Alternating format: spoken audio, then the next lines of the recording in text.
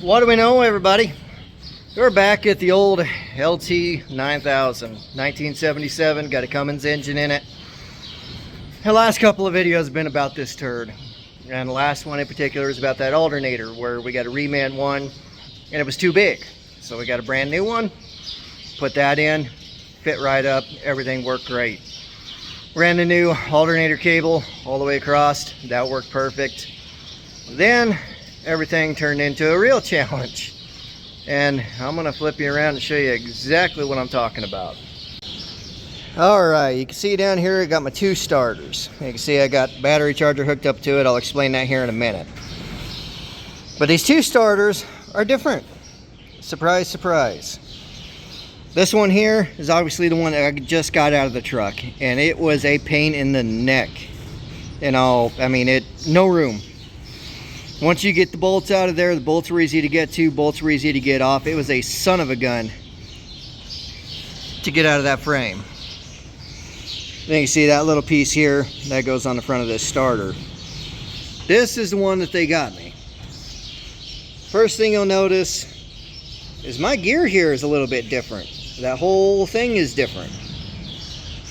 Next biggest thing you're gonna notice, yeah, if we go around here, can you see it? Yeah, right there. That little post off the side is my negative post. It's supposed to be coming off the back. So as you can see, this is turning into a huge nightmare, and a nightmare it doesn't have to be. And most of it's due to the age of this truck. This has a Cummins in it, the NTC 290 model number. And when I figured out this alternator wasn't going to be the starter, pardon me, figured out this starter wasn't going to be the right one, I called in and they couldn't really figure anything out where I got this from. And eventually they did figure out that they sent me one for a Ford engine, not a Cummins engine. So I started jumping down a rabbit hole and I started calling around, talking to places, and I mean, I'm exaggerating a little bit, but there's like 100 different starters that could go into this based on how far that Bendix needs to go out, what the gearing is, what the flywheel's like. You can run a VIN number, you can run a model number, you can run a serial number, and they're not going to get you anything. The number that's supposed to be on that starter, so I could get one exactly like it, is not there. And to get the correct one, they want me to measure all sorts of crap out, and it's turning into a ridiculous situation here. But I'll show you what I've messed with here and where we're at. So we will come back down here to the starter itself. I hooked negative up to the ground, hooked positive up to the positive post here on the starter, and then I have my remote starter hooked up to the signal wire and the positive. So hopefully you guys are following along here. So when I first started messing with this, I could get the solenoid to click, but I couldn't get no movement. Now, and this is on 12 volt 10 amp.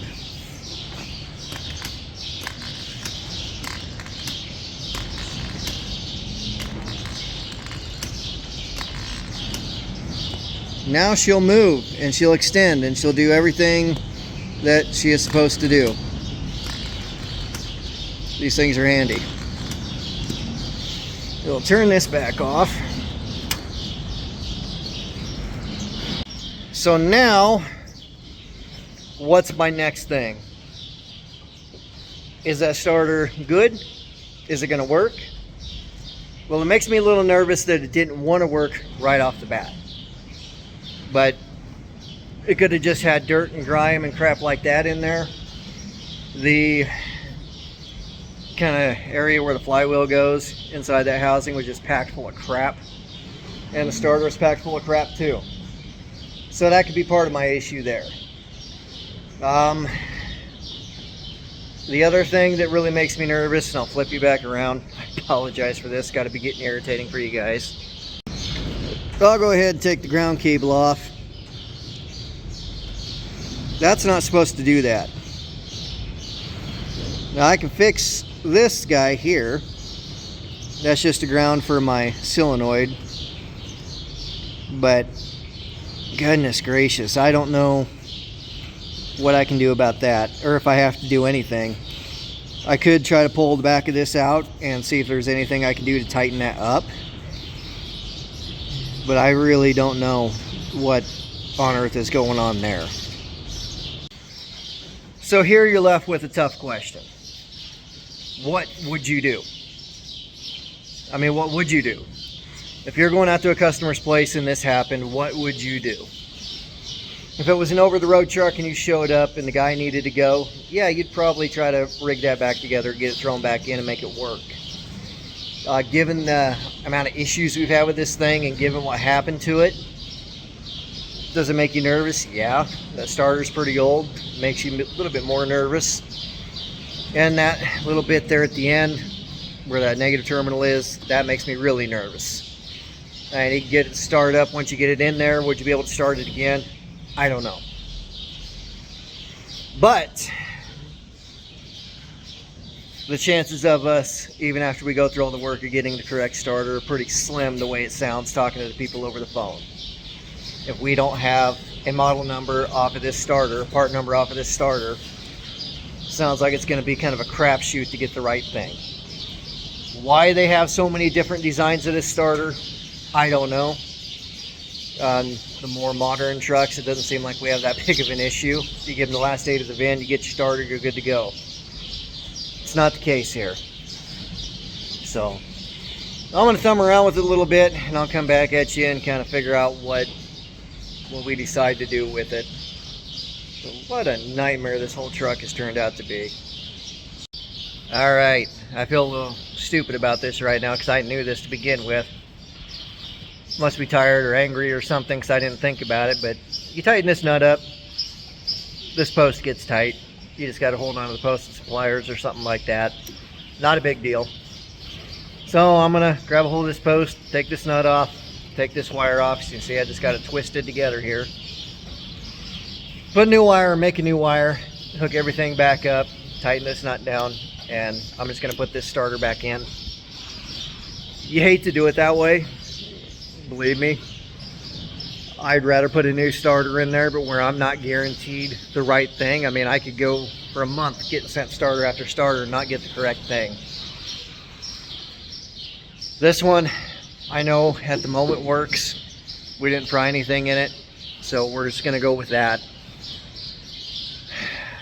Let them run it for a while, haul some corn, and I'll keep doing some digging and see if I can find something. I got pictures of everything. I don't know, guys. I wish I could find a part number or something on this starter so that I could get the right one and have it here Saturday, Monday, whatever. But they've been without this truck for long enough. We'll just make this work, or try to make it work. If we put it back in and it don't want to turn the engine, then we'll have to go the other route. I got my measurements down, but that's not a guarantee you're going to get the right thing, according to the guy I talked to on the phone. I don't understand why there were so many starters made for this one engine and truck. Nuts. Absolutely nuts. But what do you do? What do you do?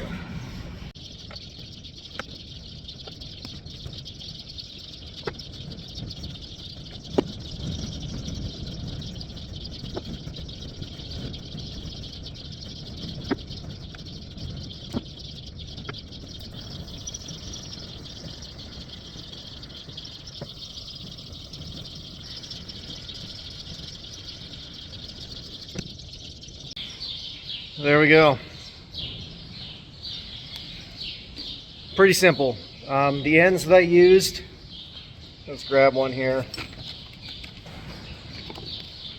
These are sealing connectors, but one issue that I have with them that I really don't like is when you crimp these, sometimes some of this stuff comes off, and that is the only real reason that I put the heat shrink on there.